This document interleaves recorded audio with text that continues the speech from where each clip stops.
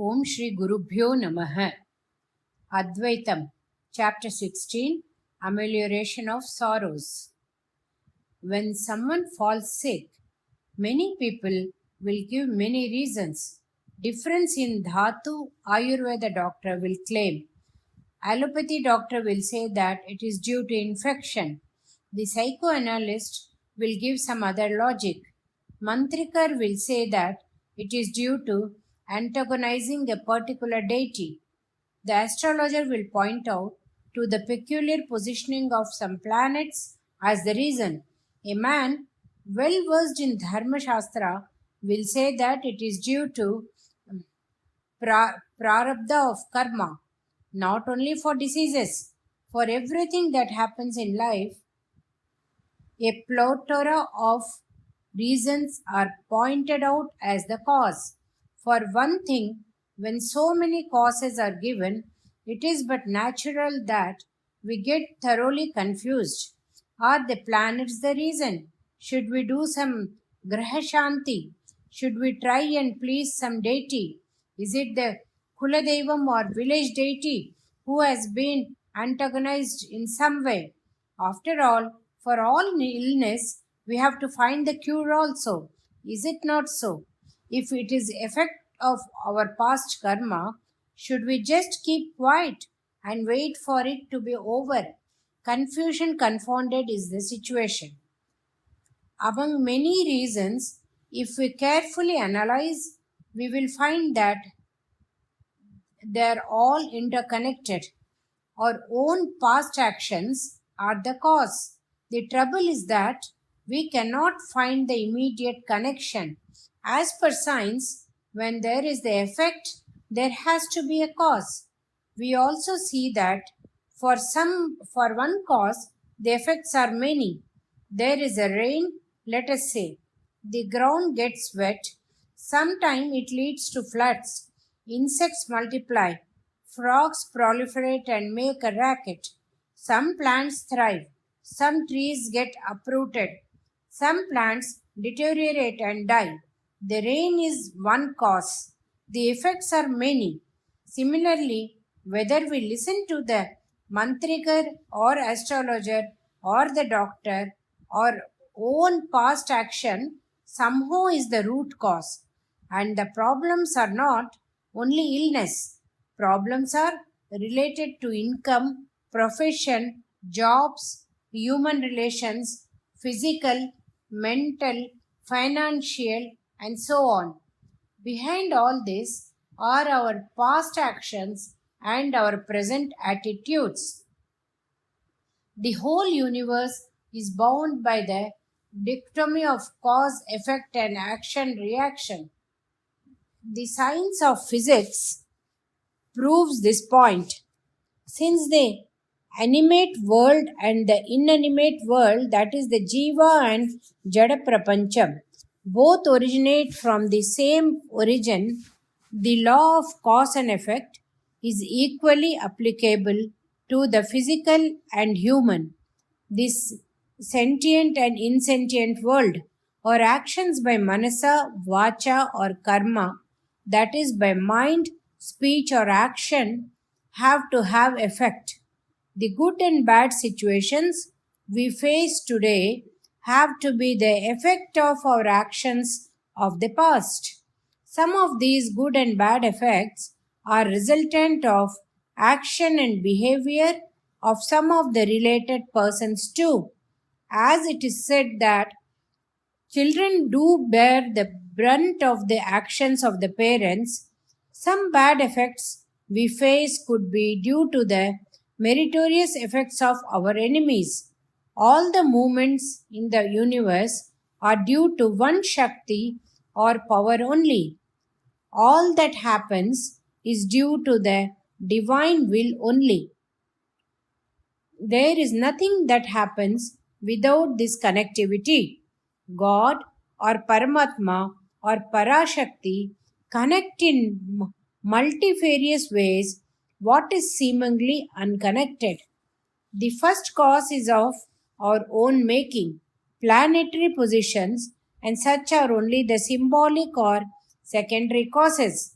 We can look for amelioration through the horoscope or medical or mantra routes. They will have the necessary effect only when our karma has been worked out. If we can have the maturity to make our life as an offering to God, that would be the best. Whatever the effect of the past, to take charge now, the minimum we can do is to not add to the demerits or papam. For this, it is best to take the divine as your partner. To overcome the present bad effects, the best is to take refuge in God, so as not to add to the agony also. You have to take refuge in Him. The end is once again the state of Advaita, in which there is no second which can trouble you any more. In that there is neither pain nor pleasure, neither punya nor papa. KTSV adds two quotations. Swami Chinmaya says, "What meets you in your life is your fate. How you meet it is your free will." A Tamil saying goes, "Varuvadu varinum varuvadu muttrum nanmaiye ena nambi வாழ்வேன்," meaning, come what may, whatever comes, however it comes, I shall live trusting and believing it to be the best for me. Chapter 17, Dvaitam Bauddham is equal to Advaitam. Dvaitam divided by Bauddham is equal to Advaitam. Brahman is complete. The universe is complete. The universe came into being in Brahman.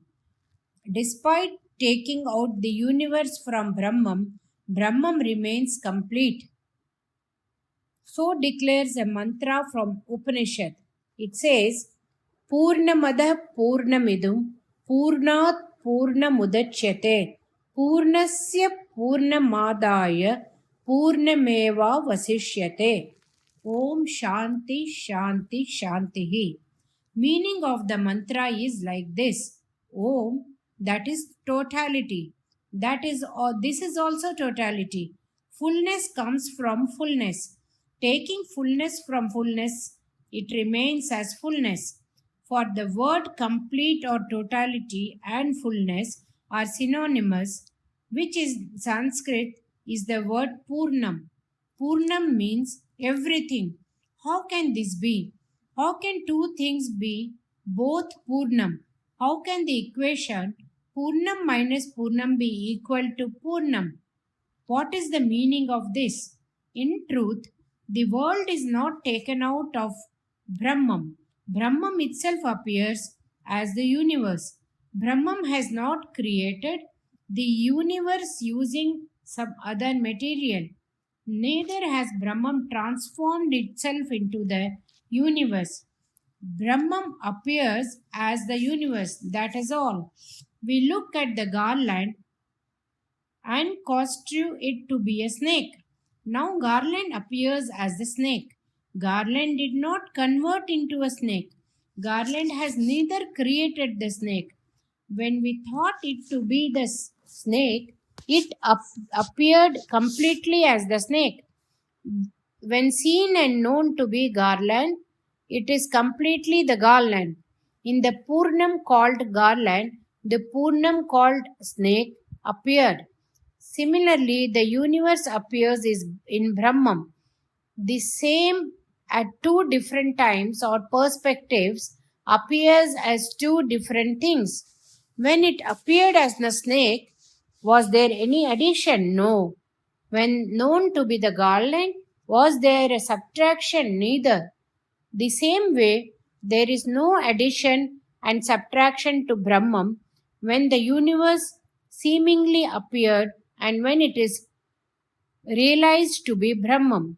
As the magical appearance of the imagined snake in a garland, as stated by the great Tamil poet Kamban in an earlier quoted poem in paragraph 64, Alangalil Thondrum Poimai. The world is only an appearance. So, as the Upanishad says, even when we take out the Purnam from Purnam, what remains is Purnam. Do you see the point? Why was the garland seen as the snake? It was so seen due to the twilight of the evening times.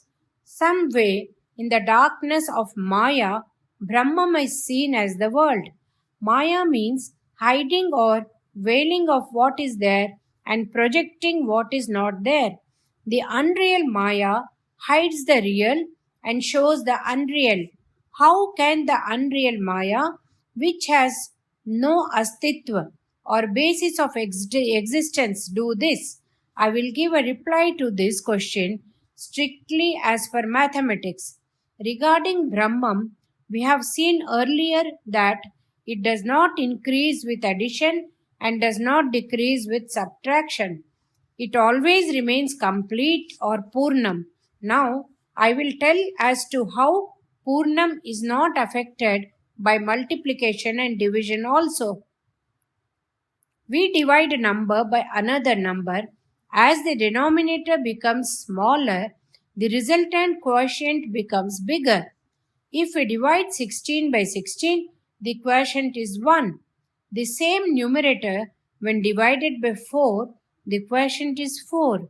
When the denominator becomes 0, the quotient is infinity. Any numerator, when divided by 0, results in infinity. 1 by 0 is equal to infinity. 2 by 0 is also equal to infinity. Million by 0 is equal to infinity. Turn this equation around. Let us represent infinity by a symbol. You can say alpha. Then infinity multiplied by 0 can give a whole lot of numbers, isn't it? And that can be represented by alpha into 0 is equal to 1. Alpha into 0 is equal to 2. Alpha into 0 is equal to 3. And so on. Since there can be no separate infinities but the same one infinity, as the numerator by being divided by 0 as the denominator becomes 1, 2, 10, 100, 1000, lakh, million, zillion and so on. Now this one infinity is Brahman. What is not there is Maya as represented by 0 or 0. Infinity multiplies itself by 0 and becomes all the numbers. Brahman by Maya Shakti exhibits itself into the endless variety of this universe. The numerator can be any number. Whatever the number, the denominator being the 0 or Maya, the quotient is always Brahman, the infinity. So the universe or this prapancham, since it can attain to any number endlessly, unlimitedly, it also becomes an infinity. In mathematics, universe symbolically represented by U contains all and so is Purnam.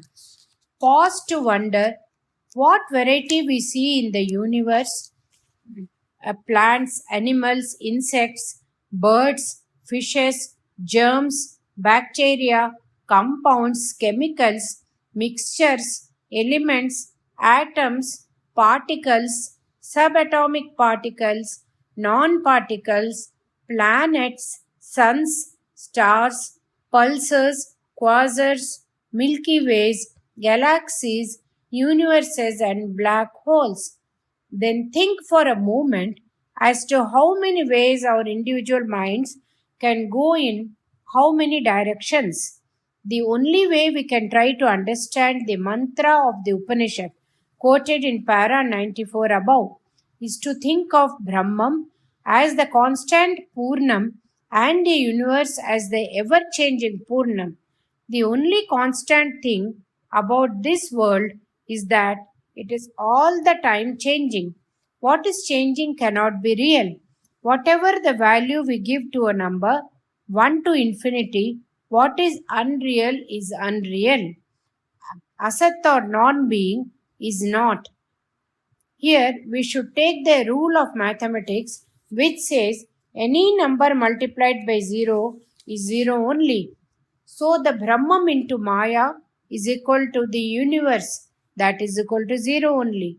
All that variety described earlier in this of paragraph is zero only. Advaitam says that only Brahman is Satyam. Dvaitam says that Brahman and Prapancham are both Satyam. Bauddham or the Buddhism says Brahman, Prapancham and everything is Shunyam or zero or Asatyam or untruth. That is, Brahman is the only truth, says Advaitam. Bauddham says that everything is Maya. Dvaitam says that both Brahman and the universe are true. So now we can form a new set of equations.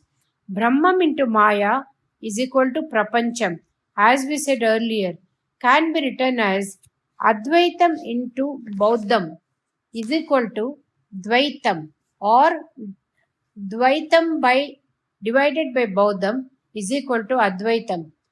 The Chapter 18, Orders of our Past Masters. Adi Shankara Bhagavad Padal has given us the heads of matams in various places in India on a specific order that we should be in Ishvara Dhyana at all times, that is, meditating on God. Even if we are not able to comprehend that in reality we are one with God, at the least we should be meditating on God. Since we are anyhow one with Him, if we keep meditating on God, He will make us realize our oneness sometime or the other. When it happens, we will also be bereft of all our qualities and deficiencies and become Nirguna Swarupa, inalienable, one with God, with no separate identity of our own. We send children to school. If their performance is not good or if their behavior is not up to the mark, we say that the teachers are no good. Similarly, if you people as the followers of this matam behave badly, I will be blamed as a good for nothing Swamiji. When one is responsible for another's character and good behavior, the blame for the latter's bad behavior will be the onus of the former unless and until he does not apply the corrective. The responsibility for the wife's bad behavior goes to the husband, and the blame for the ill behavior of the citizen goes to the king, who has evidently not done justice to his power and position as the Shastras assert. Normally, a guru will have some disciples. The sins of those disciples will add to the demerits of that guru. Just think of the volume of demerits that will accrue to someone with the title as Jagat Guru, meaning Universal Guru.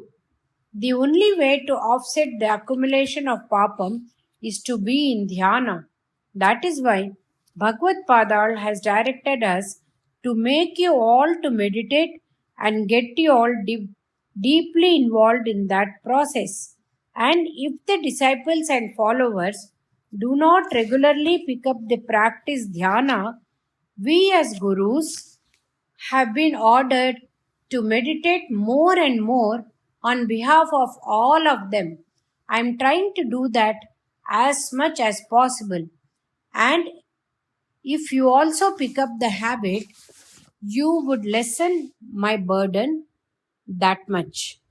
For cleansing our minds, to bear the brunt of the effects of our past sins, to guard against adding to our debit balance of sins. Every one of us should be resorting to the habit of dhyana as far as possible. If our resolve is firm, we can always find time for this. Think of how much time is spent by us in conversations, gossip, and reading newspapers. To this list, we should now add in reading fiction, watching cinema, and television serials, watching sports instead of physically participating, talking on cell phones, and skimming the internet. So it all means that if there is will, there is a way to find time for dhyana. Please note that meditation is a noun and not a verb. So meditation allies dhyana is not to do anything but be still and still the mind. Dhyana should be considered as the most important task or even the very purpose of existence. Whether rich or poor, hale and hearty or sick and weak, every day as much time as possible should be devoted to the practice of dhyana. In addition to our practicing dhyana, we should motivate others also to do so without being rude or lording it over them, but by loving persuasion and personal example. Whether I make you all practice dhyana or not, to the extent that I have informed you of the orders of Adi Shankara to us to practice dhyana and motivate others also to do so. I have done as at least a part of my duty. I have had the pleasure of conveying his orders, and you have had the pleasure of hearing the same. Because of you, I have been at least partially successful in doing my duties, and you have been lucky enough to hear about it, and thus we have both been mutually benefited. Please get this straight and deep in your hearts and reap the maximum benefits. When this lifetime comes to an end, you should be able to feel and tell yourself, thank God we have been able to achieve the purpose of our coming into being in this world, so that you may all be able to feel that sense of satisfaction and achievement. May God bless you all. We have committed many sins with a confused brain and convoluted mind in the past. Had we been practicing Ishvara Dhyana, meditation on God, from childhood, we could have covered a lot of ground by now by getting many of our demerits concealed. Instead, we have been accumulating a lot of negative marks on the balance sheet and continuing to do so every day. So please bear in mind that the time spent on meditating on God's lotus feet are the only ones that is effectively and usefully spent. We must do an audit of our own activities and time spent on wasteful pursuits and meditation, and note that we not been spending much time on Ishvara Dhyana. Anyhow, we have come into this world, whosoever it is, we all have to go one day. Till now, the world has been a place for adding on to our load of sins. Let us make it a place for cleansing ourselves and unloading our sins and demerits from now onwards. It is here on earth we have all the ladders, lifts, and elevators for raising us from the doldrums of worldly involvement to the high pinnacles of self. Realization in the form of holy rivers, divine stations of temple towns, shastras, and great saints, and their sayings from inner experience. It is here that we have a body to go to those places, and the eyes to read the shastras, and a mind to read, comprehend, and follow their advices and injunctions. Though we are sinning, using this very body with its parts, by speech, by actions, and by mind, we should be constantly endeavoring to dissolve our demerits of sins. Once we reduce our this load of demerits, then we can also fly in the air like the birds. Then we can fly to our origin or source from where we came and partake of that eternal bliss. There is a proverb in the Kannada language that our Acharya metamorphoses the sinners into Paramatma. Even the sinner is none else but the same ultimate Ananda Swarupa. To attain there, our Acharya has formed this staircase for our successive climb, starting with bhakti and dhyana, ending in oneness of Advaitam. Om Shri Mahaperiyava Sharanam.